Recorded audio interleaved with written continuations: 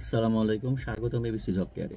গুরুত্বপূর্ণ একটি বিষয় নিয়ে আজকে আলোচনা করব। অনেকেই এ বিষয়ে জানতে চান এবং চাকরির প্রস্তুতি নিতে গেলে এটা অবশ্যই জানা প্রয়োজন। সেটা হলো যে কত পয়েন্ট থাকলে বা সিজিপিএ বা জিপিএ কত থাকলে চাকরিতে আবেদন করা যায় সরকারি চাকরিগুলোতে। দেখুন, এটা বেসিস করে মানে ডিপেন্ড করে এটা একটা সার্কুলারের উপরে। যে কোনো সার্কুলারে কিন্তু উল্লেখ করা থাকে। যেমন অনেক সার্কুলারে পয়েন্টই উল্লেখ করা থাকে যে 5 স্কেলে এত থাকতে হবে, 4 স্কেলে এত থাকতে হবে।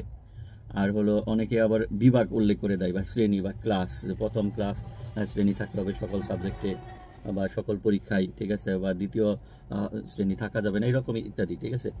তো এখন সেই ক্ষেত্রে আমাদের ক্লাস এবং শ্রেণী এটা বা CGPA first class second class এগুলো অবশ্যই জানা প্রয়োজন। তো এটা যদি আমরা জানতে চাই তাহলে দেখুন যে একটি চার্ট দেখতে পাচ্ছেন, এটা রিসেন্টলি বিদ্যুৎ উন্নয়ন বোর্ডের সহকারী প্রকৌশলী পদের যে নিয়োগ হয়েছে সেইখানে এরকম বরাবর সব সার্কুলারগুলোতেই থাকে।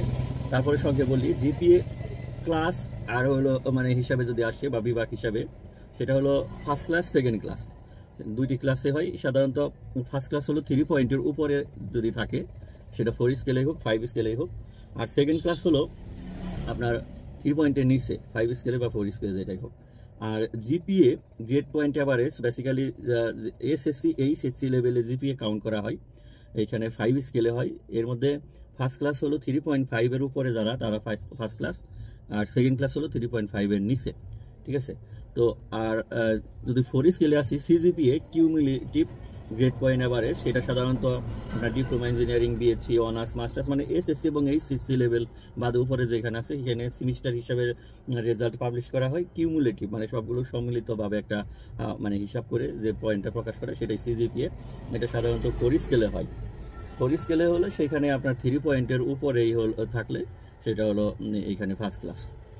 তো সেই হিসাবে দেখুন যে একটা বিষয়, আপনার যেহেতু ম্যাক্সিমাম সার্কুলারেই উল্লেখ করা থাকে, কিছু সার্কুলারে জাস্ট আপনার উল্লেখ করা থাকে যে সেকেন্ড ক্লাস গ্রহণযোগ্য হবে না।